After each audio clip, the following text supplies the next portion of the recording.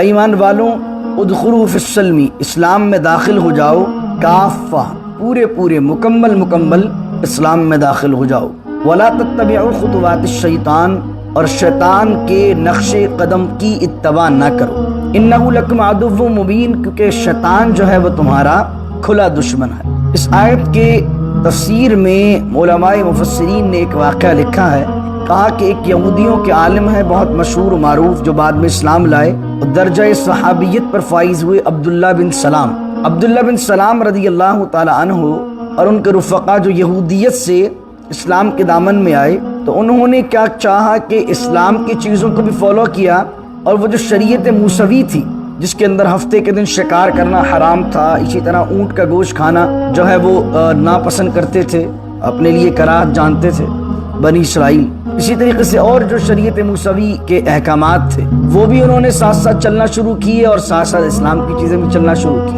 تو علماء مفسرین نے لکھا کہ اللہ رب العزت نے آیت نازل فرمائی، ایمان والوں ادخلوا فی السلم کافہ، اسلام میں مکمل داخل ہو جاؤ، اسلام کی مکمل اطاعت کرو، کیونکہ یہ دین کامل دین ہے۔ جب یہ آ گیا شریعت محمدیہ صلی اللہ علیہ وسلم میں ہر چیز کا واضح بیان موجود ہے، اور یہ شریعت تمہیں کافی و شافی ہے، تو اب صرف اس کی اتباع کرو۔ وَاحْلُلْ عُقْدَةً مِّن لِّسَانِي يَفْقَهُوا قَوْلِي اللهم صل على سيدنا ومولانا محمد معدن الجود والكرم وآله وصحبه وبارك وسلم يا أيها الذين آمنوا ادخلوا في السلم كافة ولا تتبعوا خطوات الشيطان إنه لكم عدو مبين فإن زللتم من بعد ما جاءتكم البينات فاعلموا أن الله عزيز حكيم۔ صدق اللہ مولانا العظیم وبلغنا رسولہ النبی الکریم الامین۔ ایمان والوں ادخلوا فی السلم، اسلام میں داخل ہو جاؤ، کافہ پورے مکمل اسلام میں داخل ہو جاؤ، ولا تتبعوا خطوات الشیطان، اور شیطان کے نقش قدم کی اتباع نہ کرو، انہ لکم عدو مبین، کیونکہ شیطان جو ہے وہ تمہارا کھلا دشمن ہے۔ اس آیت کے تفسیر میں علماء مفسرین نے ایک واقعہ لکھا ہے، کہا کہ ایک یہودیوں کے عالم ہے بہت مشہور و معروف، جو بعد میں اسلام لائے اور درجہ صحابیت پر فائز ہوئے، عبداللہ بن سلام رضی اللہ تعالی عنہ، اور ان کے رفقا جو یہودیت سے اسلام کے دامن میں آئے، تو انہوں نے کیا چاہا کہ اسلام کی چیزوں کو بھی فالو کیا، اور وہ جو شریعت موسوی تھی جس کے اندر ہفتے کے دن شکار کرنا حرام تھا، اسی طرح اونٹ کا گوشت کھانا جو ہے وہ ناپسند کرتے تھے، اپنے لیے کراہت جانتے تھے بنی اسرائیل، اسی طریقے سے اور جو شریعت موسوی کے احکامات تھے وہ بھی انہوں نے ساتھ ساتھ چلنا شروع کیے، اور ساتھ ساتھ اسلام کی چیزیں بھی چلنا شروع کی۔ تو علماء مفسرین نے لکھا کہ اللہ رب العزت نے آیت نازل فرمائی، ایمان والوں ادخلوا فی السلم کافہ، اسلام میں مکمل داخل ہو جاؤ، اسلام کی مکمل اطاعت کرو، کیونکہ یہ دین کامل دین ہے۔ جب یہ آ گیا شریعت محمدیہ صلی اللہ علیہ وسلم میں ہر چیز کا واضح بیان موجود ہے، اور یہ شریعت تمہیں کافی و شافی ہے، تو اب صرف اس کی اتباع کرو۔ یہاں پر اس آیت میں حکم عام کیا ہے؟ یہ تو ایک خاص تناظر کے اندر بات کی گئی، لیکن ایک حکم عام جو اس سے ہمیں سیکھنے کا موقع ملتا ہے وہ یہ ہے کہ ہم مزاجن جو ہے دین میں بھی پکی ہیں، دین بھی ہم اپنے مطلب کا چاہتے ہیں۔ رمضان کے اندر مذہبی بن جاتے ہیں، 11 مہینے اپنی زندگی چلتی رہتی ہے، تو ہم بہت سی چیزوں کے اندر دین میں پکی ہو جاتے ہیں۔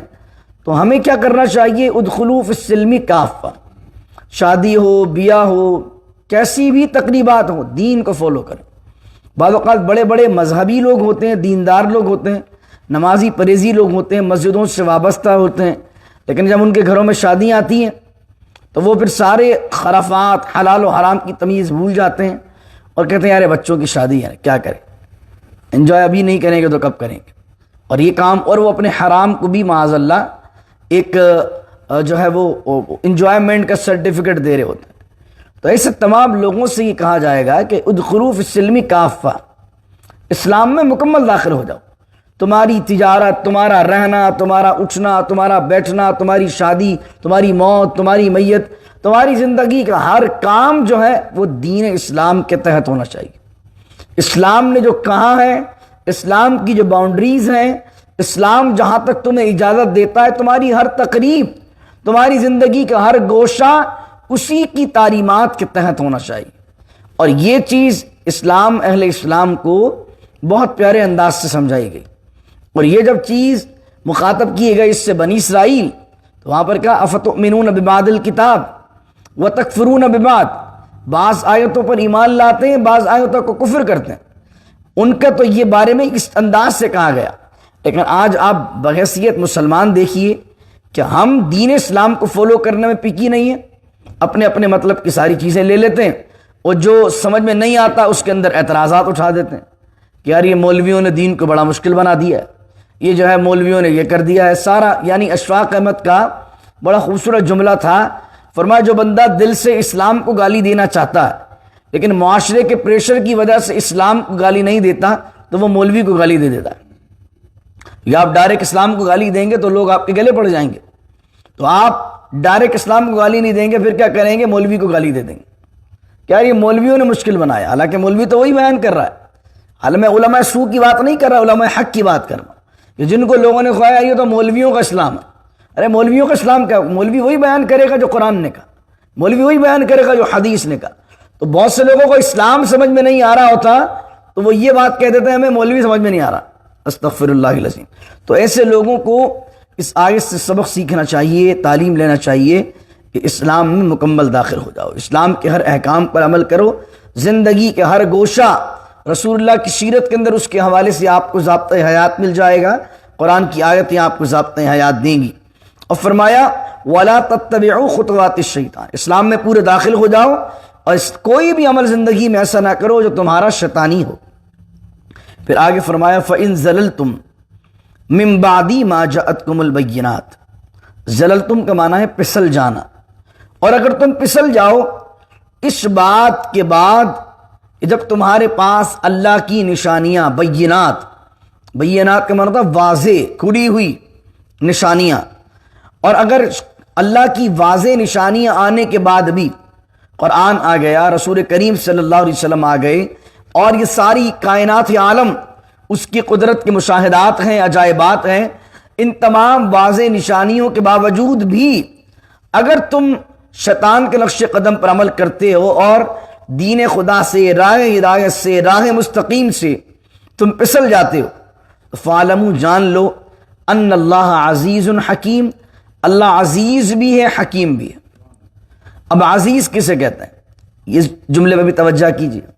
عزیز کا معنی ہوتا غالب، زبردست غالب. ساری دنیا پر، سارے عالم پر اللہ کا غلبہ ہے. اللہ معاذ اللہ کسی سے مغلوب نہیں ہے، سارے عالم اس سے مغلوب ہے، سارا غلبہ اس کا ہے، غالب وہ ہے.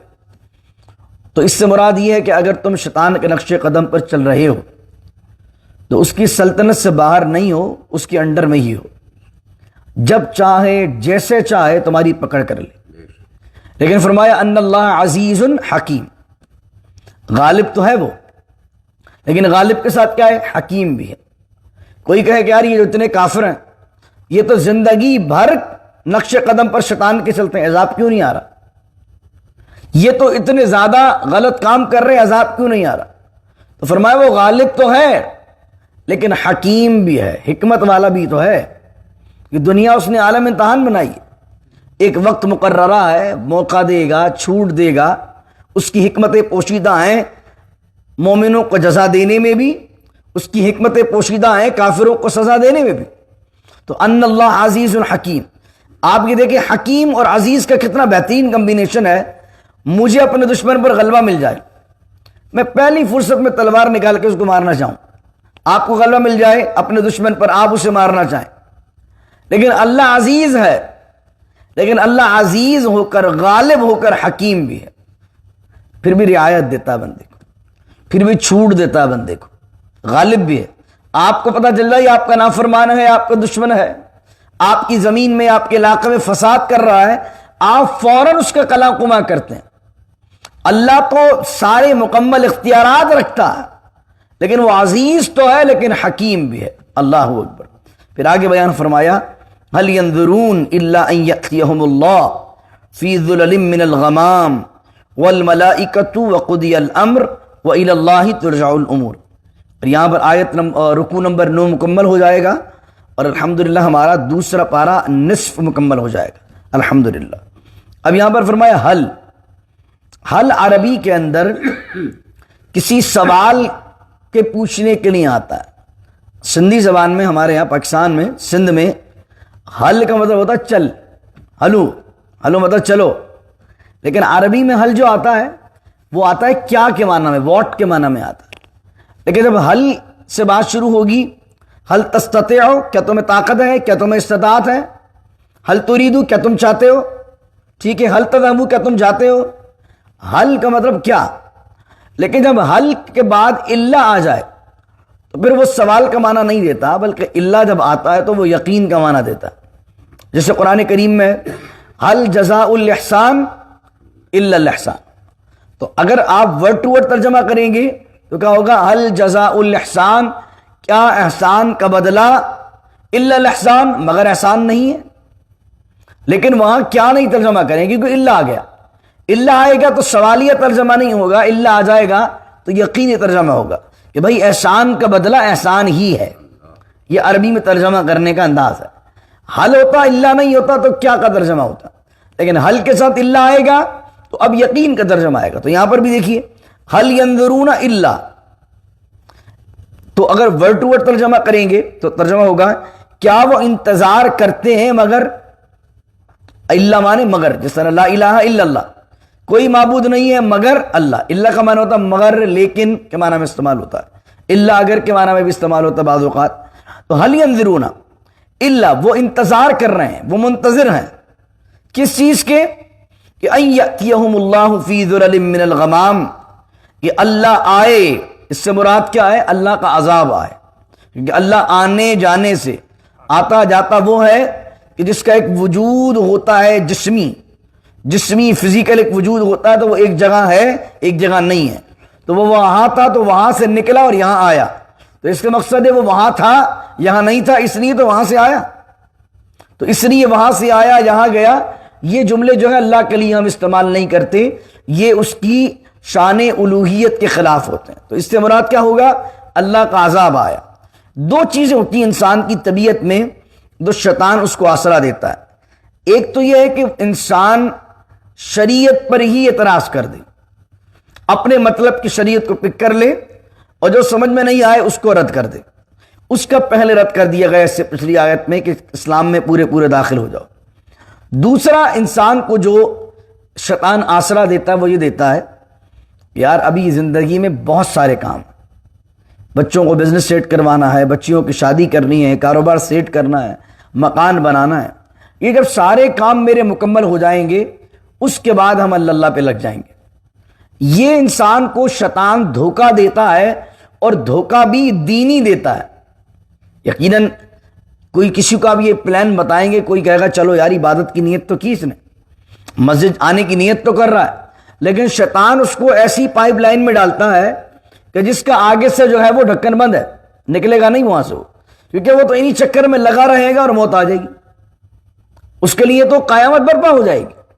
تو اب کیا ہوتا ہے کہ وہ انتظار کر رہا ہوتا ہے۔ تو کس چیز کا انتظار ہے؟ نمازی بننے کے لیے کس چیز کا انتظار؟ رمضان کا؟ نمازی بننے کے لیے بچوں کی شادی کا؟ نمازی بننے کے لیے گھر بننے کا انتظار ہے؟ کس چیز کا انتظار ہے؟ یہ آیت تو خصوصیت کے ساتھ یہودیوں کے لیے اور کافروں کے لیے آئی ہے، لیکن اس آیت سے ہم تمام مسلمانوں کو سیکھنا چاہیے۔ اللہ کہتا ہے حل ینظرون الا ان یأتیہم اللہ، کیا وہ منتظر ہیں؟ یقیناً وہ شاید منتظر ہیں۔ یہ بات یہاں اس طرح کی جا رہی ہے تعجب کے ساتھ، کہ بس وہ منتظر ہیں اس بات کے، کس بات کے؟ ان یأتیہم اللہ فی ظلل من الغمام، کہ اللہ کا عذاب آئے بادلوں کے سائے میں۔ ظلل کہتے ہیں سائے کو، سائبان کو، غمام کہتے ہیں بادل کو۔ فی ظلل من الغمامی، اور بادلوں کے سائے میں سے جو اس کا سایہ ہو، ظلل ہو، اس میں سے اللہ کا عذاب آئے، والملائکۃ، اور اس کے ملائکہ کی فوج جو عذاب دینے والی ہے وہ آئے، اور اگر وہ آ گئی وقضی الامر، اللہ کا امر مکمل ہو جائے گا۔ یعنی کہ یہ دنیا اس نے بنائی ہی اس لیے ہے کہ آپ کو بن دیکھے ماننا ہے۔ اگر اللہ اپنا آپ دکھا دے اس دنیا میں اس لمحے اور فرشتوں کو لوگ دیکھ لیں کہ وہ آ گئے، تو پھر کون ہے دنیا میں اللہ کا انکار کرنے والا؟ کون ہے فرشتے عذاب کے آ جائیں، اللہ عذاب بھیج دے، اور عذاب کو دیکھنے کے بعد، عذاب آنے کے بعد ابھی فرشتے عذاب برسانے والے ہی ہوں کہ آدمی کہ میں اللہ سے توبہ کرتا ہوں، نماز ہی پڑھتا ہوں، ایمان بھی لاتا ہوں، ایسے وقت میں ایمان قبول ہوگا؟ نہیں ہوگا۔ یہی شریعت نے بیان کیا کہ جب فرعون دریا میں غرق ہونے لگا، دریا میں غرق ہوتے ہوئے ایمان لانے لگا، تو حضرت جبرائیل امین علیہ السلام نے اس کے منہ میں کیچڑ کو بھر دیا کہ اب تو نے عذاب دیکھ لیا، اب تو غرق ہو رہا ہے، تو غرق ہوتے ہوئے تیرا ایمان قبول نہیں کیا جائے گا۔ اسی طرح احادیث میں آیا سورج جو ہے مشرق سے نکلتا ہے اور مغرب میں غروب ہوتا ہے۔ نبی کریم علیہ السلام نے فرمایا جب قیامت قائم ہونے والی ہوگی، آثار قیامت میں یہ ہے کہ سورج مغرب سے نکلے گا، سورج مغرب سے نکلے گا، اور جب سورج مغرب سے نکلے گا توبہ کا دروازہ بند ہو جائے گا۔ علامت حضور نے بیان کر دی نا، تو مشرق سے نکل رہا توبہ کرتے رہیے، ایمان جو نہیں لایا ایمان لے آئے، لیکن جب مغرب سے نکلے گا تو وہ اللہ نے علامت بیان کر دی ہے قرب قیامت کی، اب قائم ہونے والی۔ تو جب چیز دکھ جائے گی تو اس وقت تو کون ہے جو منکر رہے گا؟ اللہ کی شان ہی ایسی ہے میرے رب کی کہ وہ اپنا آپ ظاہر کر دے تو کس کی مجال ہے کہ اس کے سامنے کوئی پر بھی مار سکے؟ اس کے فرشتے ہی صرف آ جائیں، وہ اپنا جلوہ ظاہر نہ بھی کرے، اس کے فرشتوں کا جلوہ لوگوں کو دکھا دے کہ وہ عذاب لے کر آ گئے، لاکھوں لاکھ فرشتے آ گئے دنیا میں اور عذاب لے کر آ رہے ہیں، ساری دنیا ایمان لے آئے، لیکن اس وقت کا ایمان جو ہوگا قابل قبول نہیں، اس وقت کی توبہ قابل قبول نہیں۔ تو اللہ نے کہا وَقُضِيَ الْأَمْرُ، اور اگر ایسا ہو جاتا ہے تو قضیہ مانے پورا ہونا، وَقُضِيَ الْأَمْرُ، اللہ کا امر، اللہ کی حجت تمام ہو جائے گی، اور وَإِلَى اللَّهِ تُرْجَعُ الْأُمُورُ، اور سارے اعمال، ساری چیزیں، سارے معاملات اللہ ہی کی طرف لوٹنے ہیں۔ جو تم کر رہے ہو دنیا میں، جو جو اعمال تم نے کیے، جو جو معاملات تم نے کیے، ہر معاملہ تمہارا اللہ کی بارگاہ میں پیش کیا جانا ہے۔ تو جو تم دین پر اعتراض کر رہے ہو، دین کے بارے میں کچھ الٹی سیدھی بات کر رہے ہو، آدھا اسلام، آدھا تیتر، آدھا بٹیر، آدھے یہاں کے آدھے وہاں کے، یہاں بھی وہاں بھی معاملات کر رہے ہو، تو فرمایا یہ ساری چیزیں اللہ دیکھ رہا، اور یہ ساری چیزوں کا کل بروز قیامت تمہیں جواب دہ ہونا پڑے گا۔ دعا کیجیے اللہ رب العزت سے اللہ ہمیں کامل مومن بنائے، اللہ ہمیں کامل مومن بنائے، اللہ ہمیں مخلص بنائے دین میں، اور جو اس آیت کے مصداق لوگ گزرے، جو اسلام میں مکمل داخل ہوئے، اللہ ان محبوبوں کا، ان ولیوں کا، ان صالحین کے صدقہ ہمیں، ہمارے اہل و عیال کو مکمل اسلام کو فالو کرنا نصیب فرمائے، ہمیں کامل ترین طریقے سے اسلام میں داخل فرمائے۔